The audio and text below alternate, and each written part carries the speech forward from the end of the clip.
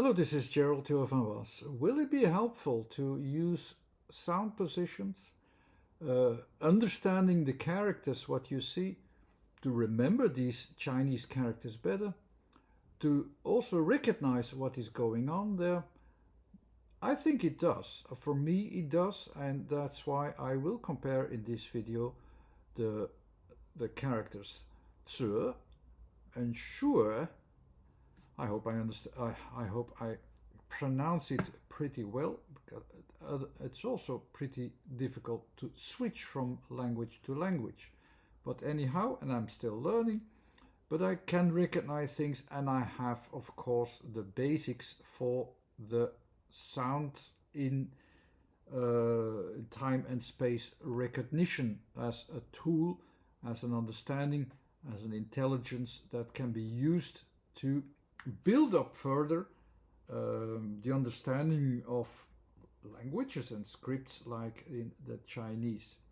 Some people just tell me also like, no, you just have to learn everything by heart. It doesn't work like that for me.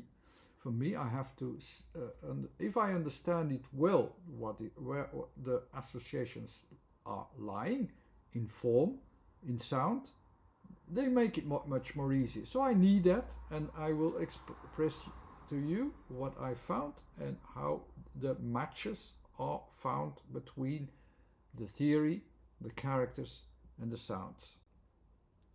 And of course, I have these two characters. You can recognize these two characters are related. It's actually the same character is in the second one as well, but there's something on top. But we will start with the basic character, which is the Zhe, which means young or child, but it's also used as an emphasized suffix, meaning that if it's not clear enough that a word is standing on its own, you focus back onto what you just said, so that you say, no, this is that, I'm talking about this character. It's about this character. It's about this position. It's about this idea. And we will start first with the first word and the first character, which has the association also in the pinyin with the Z sound. The Z sound is, or the Z letter, is actually fitting quite well to what it is expressing. And if you express the Z where it is referring to, it fits also with the character perfectly. And the Z is the sound that is expressed as something in the frame of timing, the focus on timing, and it actually says, no, I'm looking at something during a certain time, and I realize I have the everything, all the vibrations, all the things what are happening is getting my focus back inwards. It's all going back inwards. That's what it says, and that's what this emphasized suffix is also about with the Zhe. I go back to the thing itself. So before going further onto the time frame and say, okay, let's see what I have, I go back to, no, this is the end of my time frame. That's where I am. So that already fits with the form and with the idea of this emphasized suffix. The second association that I make there with the is in the pinyin, or the description of the sounds. It's written as the I, but in the third tone as a dependent tone. The I is an idea that I have an application to, so that I can use something in a different field, in different fields, in different environments, and so on. It's an idea that I can use somewhere. Where I will use it at the The is basically a timed aspect, because the is timed, but it is about derived to a physical moment, a placement as a moment at a place. So it is about something physical. So I derive it to something physical that I can use in a physical frame, but it is, of course, I can use it into a time frame. That's basically what the meaning of the sound is. Compared to where the position is, so you have the Z going back inwardly, the E going down to the next frame, and this frame is the spatial frame. That's the next frame. I have always three frames. I have the spatial frame, on top of that is a time frame, and on top of that is the contextual frame. Here I will go from my idea that is that has been derived from a time frame to my spatial frame. I actually say I have something that I can use as an object orientation. In that time frame, it is dependent, and that's why it also, and that's how it also fits with that symbol itself, that character itself. So you have this inner notion first. I go inwardly, and then I can progress physically and so on. So I use this placement, but I can continue it.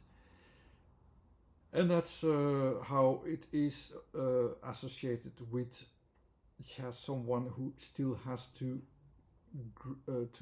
grow further in time before it does. It is restricted there. It's restricted as something physical, and it can grow larger afterwards. Also there, the time frame where it is halted to that physical beginning. The second word, sure,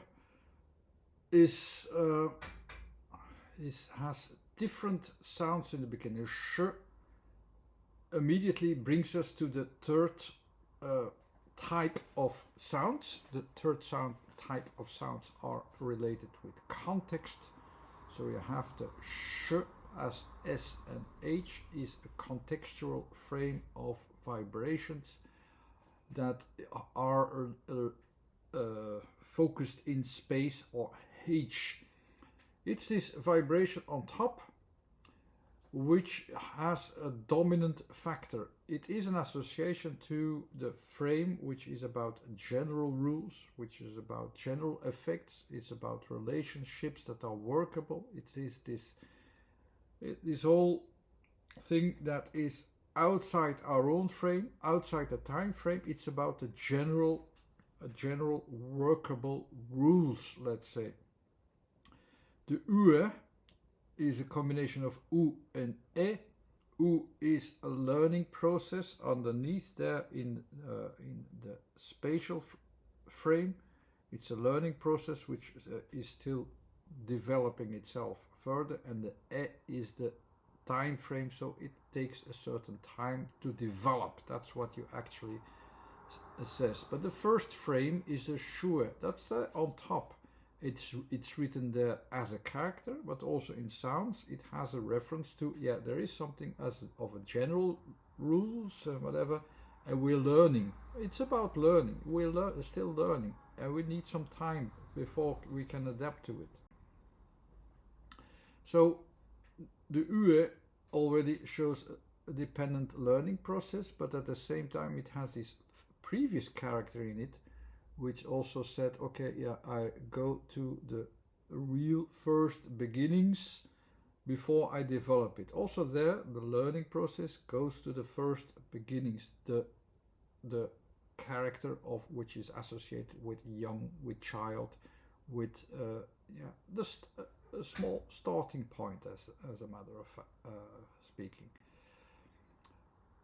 But here the character focus is on top,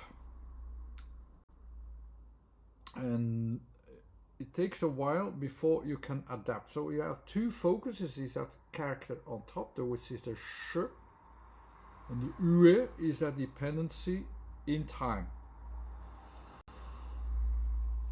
So the frame of focus that you have first with the sh is in the general focus, in the red zone.